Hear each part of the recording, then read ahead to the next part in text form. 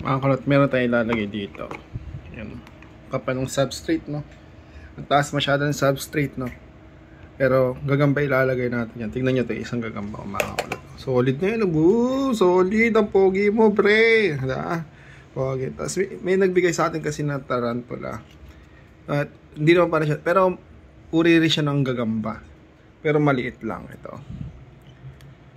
Yung trapdoor spider. Ayun, trapdoor spider. Yung naghihintay lang sila na may lumapit sa bahay nila.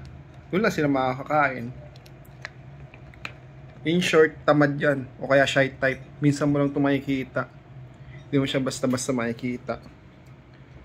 O kaya introvert na gagamba. Kasi lagi lang to sa loob ng bahay nyo, hindi lalabas. Pag may lumapit na insekto, doon lang siya makakakain. Pag walang lumapit na insekto, hindi siya makakakain. Ganyan. Nilipat natin siya ngayon dito, mga kakulot to. Nalipat natin. Maganda-ganda yung bahay niya ngayon. Malawak-lawak na. Pak. Makas ka na, pre. Hindi naman yan na siya. Ang ganda, no? Ganda na tsura niya, yun. Yan, magbabaro o maghukay yan dyan. Dyan siya gagawa ng bahay niya. Ayun, no? Ganda ng pattern sa likod, yo. Trapdoor yan. Spider trapdoor. Spider-Man trapdoor. Wala si Superman eh. Si Spider-Man lang. Yan, si Spider-Man. Pangalan niya Spider-Man. Ito si Panot eh. Kasi, kaya Panot yung pangalan niyan dati. Kasi dati, yung abdomen niyan, ayan, wala nang balibo dyan. Kaya Panot yung tawag ko. Ngayon, hindi na. Ang ganda niya na yun. Pwede na sinegro na. Ayun, nagbabaro no. Ayun, naghukay na siya.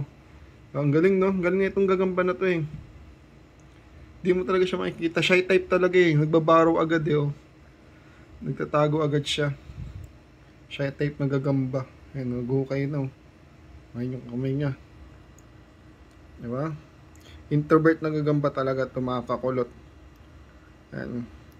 Hindi mo talaga siya makikita. Pag pinakain mo, doon mo lang siya makikita eh. Kasi bigla siyang lumilitaw na mabilis na seconds lang na gagrab niya yung pagkain pag dumaan sa butas ng bahay niya.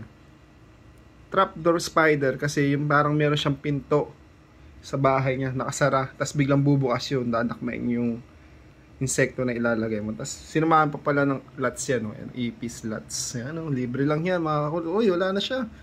Tago na, yun, nagukay na, yun, nagukay na talaga. Oh.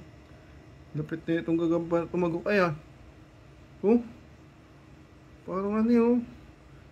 Parang ano siya, bulate.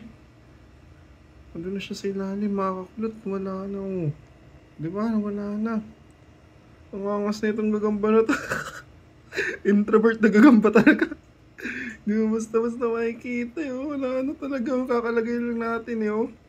Kala mo bulate. Wala na. Yan. Update ko na lang kayo sa next video, mga kakulot.